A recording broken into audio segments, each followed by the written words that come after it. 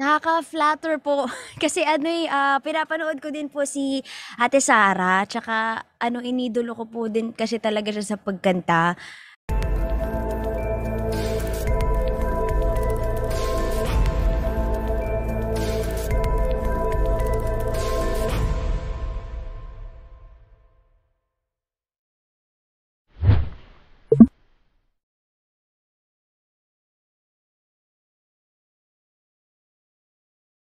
Nakaka-flatter po kasi ano, pinapanood ko din po si Ate Sara, tsaka ano, inidolo ko po din kasi talaga siya sa pagkanta.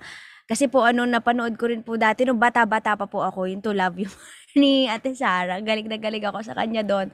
And kung paano niya in-execute lahat, lalo na yung moves niya like that. Pero po kasi, do you know Paramore? Parang Kasi narinig ko po, pero yeah. oo. Paramore or Avril Lavigne or Alanis Morissette. Oo. The path that I wanted to go is yung parang path nila. Kasi lalo na yung Paramore. Kasi when I started pa lang, yung parang nag-grow pa lang ako as an artist, my band is there with me. Andun sila since the very beginning of my career, yung kung saan ko na talaga, yung alam ko na kung saan ako pupunta, yung gusto ko na yung ginagawa ko, and sobrang mahal na mahal ko yung ginagawa, and alam ko na yung goal ko.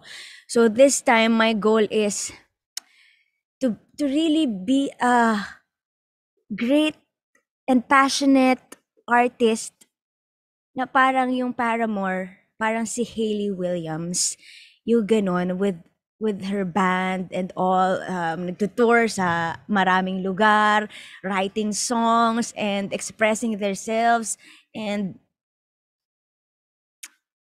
yung kung paano nila dalhin yung sarili nila, lalo na kapag nagpo-perform. Yung mga ganong ano, yung ganong pananaw sa pagkanta. So I Okay. think it's a different path talaga from Okay. Ate Sara. Pero No offense. syempre, if given a chance, yeah.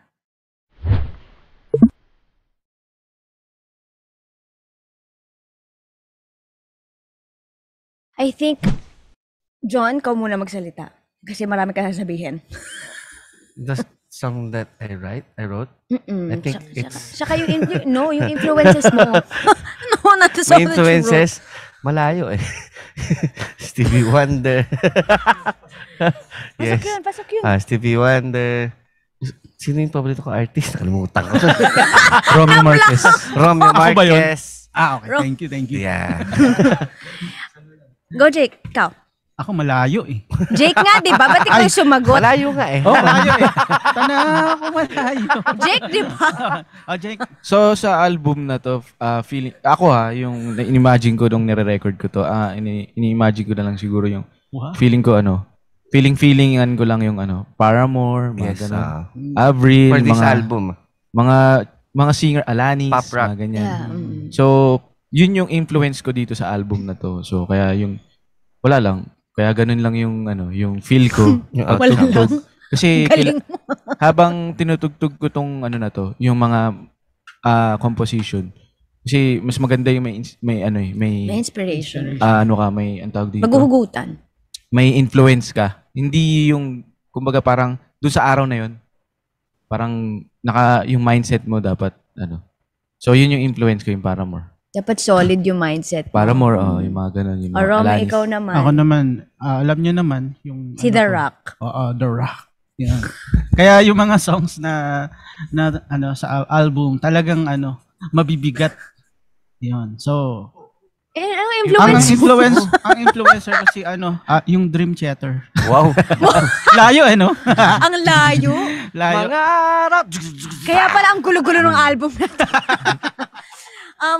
Okay, ako naman, Paramore din. Si Paramore, si Hayley Williams, Alanis, Parokya ni Edgar, Maroon 5, Sugar Free, sino to? Incubus, tsaka ang dami kong influences lalo na sa alternative at saka sa kung paano ko execute yung song, like Whitney. Sinama-sama ko siya actually dito sa album na to kasi sila yung bumuo kay Gigi sa songs niya, sa kung paano siya kumanta. So, thankful ako sa lahat ng naging influences namin ng grupo kasi kahit papaano, nag-aano siya, nagtutugma. Yun.